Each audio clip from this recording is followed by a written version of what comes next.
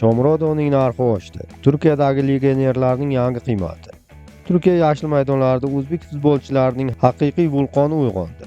Nufuzli Transfermarkt portali Superliga futbolchilarining transfer baholarini qayta ko'rib chiqdi. O'zbekiston milliy terma jamoasining ilk bor jahon chempionatida ishtirok etish arafasida legionerlarning narxi yuqorilayotgani muxlislarni benihoya quvontirmoqda.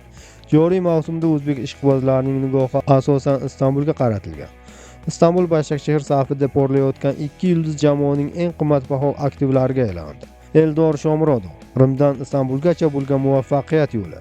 30 yoshli Eldor Shomurodov Turkiya chempionatining haqiqiy kashfiyotiga aylandi. Romadagi omadsizlik davrlaridan so'ng hujumchi Başakşehirda o'z renessansini boshladi. To'purarlik mahorati. Barcha musobaqalarda 28 ta o'yinda 17 ta gol va 4 ta assist. Oltin butsa da'vogari. Eldor ayni damda Superliga to'purarlar poygasida yetakchilar safidan. Narxning ko'tarilishi. Dekabr oyida 5 million yevroga baholangan Eldorning qiymati 3 oy ichida 7 million yevroga yetdi.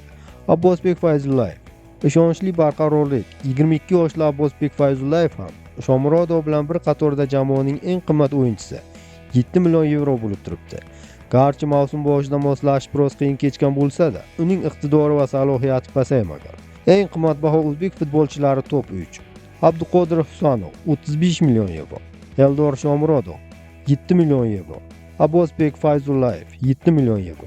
Boshqa vakillar va mintaqaviy raqobat Husniddin Alqulov Rizespor himoyachisi jarohat tufayli o'yin amaliyotiga ega bo'lmayotgani sababli uning narxi o'zgarishsiz 1,5 million yevro qoldi. Markaziy Osiyo qiroli Abduqodir Husanov hamon mintaqaning eng qimmat o'yinchisi bo'lib qolmoqda.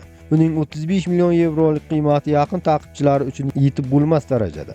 Qiziq fakt, Eldor va Abbosning umumiy qiymati 14 million yevro. Başakşehirning boshqa legionerlari Jerom Opoku va Amin Haritning ko'rsatkichlaridan ancha yuqori. O'zbek legionerining transfer bozoridagi bunday o'sishi milliy terma jamoaning jahon chempionatidagi ishtiroki oldidan katta umidlar uyg'otmoqda. Sizningcha, Eldor Shomurodov mavsum yakunigacha oltin butsani qo'lga kirita oladimi? Fayzullayevning narxi yil oxirigacha 10 millionlik tovondan oshadimi? Fikringizni kommentariyada qoldiring.